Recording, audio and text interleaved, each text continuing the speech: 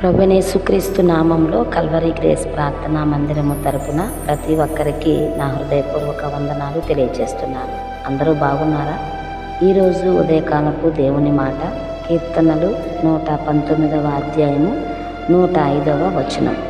నీ వాక్యము నా పాదములకు దీపమును, నా త్రోవకు వెలుగునై ఉన్నది. రష్యా దేశానికి సంబంధించిన శాస్త్రవేత్తలు ఆఫ్రికా దేశాన్ని చూడటానికి వెళ్తారు. ఆ శాస్త్రవేత్తలు దేవుడు లేడు అనే సిద్ధాంతాన్ని నమ్మినవారు.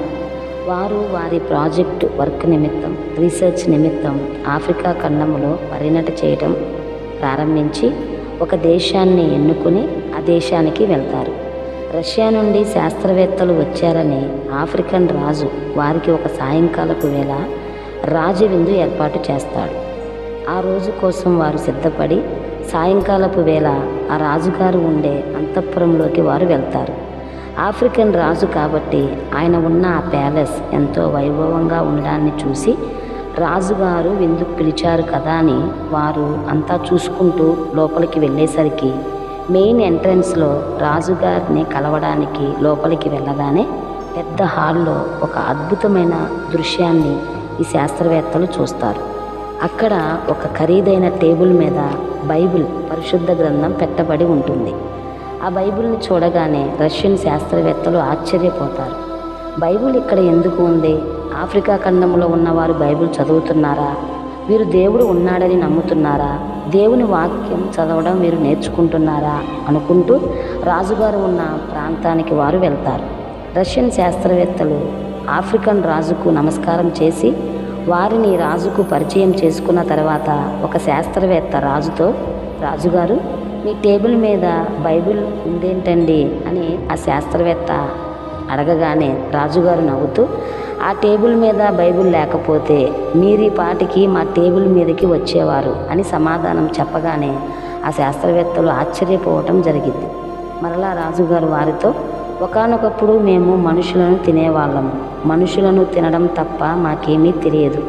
అలాంటి పరిస్థితులలో మిషనరీలు మా ప్రాంతానికి వచ్చి దేవుని వాక్యాన్ని, బైబిల్ని మాకు పరిచయం చేయటం ద్వారా, దేవుడు ఎవరో మనిషి ఎవరో మాకు వివరించడం ద్వారా మేము సత్యాన్ని తెలుసుకుని దేవుణ్ణి అంగీకరించిన దగ్గర నుంచి ఇప్పటి వరకు దేవుని వాక్యాన్ని చదువుకుంటూ మా జీవితాలు క్రమపరుచుకున్నాము.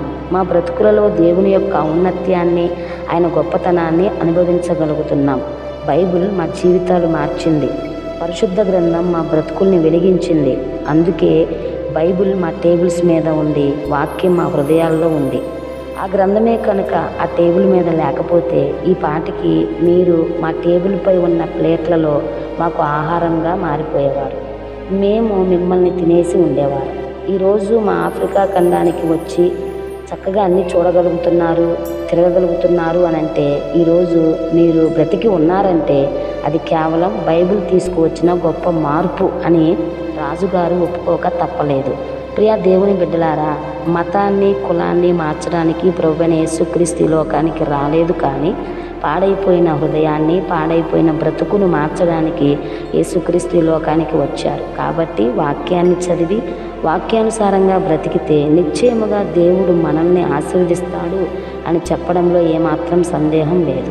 ఐథియోపియాల రాణి అయిన కందాకే కింద మంత్రి అయి ఆమె యొక్క ధనాగారం అంతటి మీదనున్న ఐథియోపియుడైన నపుంసకుడు ఆరాధించుటకు యెరూషలేమునకు వెళ్ళి తిరుగు ప్రయాణంలో తన రథం మీద కూర్చుండి ప్రవక్త అయిన యెషయా గ్రంథము చదువుచూ ఉండెను అని అపోస్తుల కార్యములు 8వ అధ్యాయము 27 నుంచి 29 వచనాల్లో మనం చూడవచ్చు. ప్రియా సహోదరులారా, ప్రపంచంలో అన్నిటికంటే అత్యధికంగా అమ్ముడయ్యే గ్రంథం బైబిల్. అతి ఎక్కువ భాషల్లో తర్జుమా అయిన ఏకైక పుస్తకం బైబిల్. మనిషికి మంచి చెడుల తేడాను తెలిపేది, అన్నిటికంటే ముఖ్యంగా నిత్య జీవానికి నడిపించేది బైబిల్. ప్రపంచానికి దేవుడు ఇచ్చిన బహుమానం బైబిల్. ఒక సంవత్సరానికి 100 మిలియన్ బైబిల్స్ అమ్ముడవుతున్నాయి. ఎందుకంటే ఇది జీవమున్న పుస్తకము కాబట్టి. నరమాంస భక్షకులైన ఆఫ్రికా ఖండాన్ని మార్చింది బైబిల్. చీకట్లో ఉన్న వారి బ్రతుకులను వెలుగులోనికి తెచ్చింది బైబిల్. నపుంసకుడు ప్రయాణంలో ఉన్నా కూడా పరిశుద్ధ గ్రంథాన్ని చదువుతున్నట్లుగా మనం విన్నాం.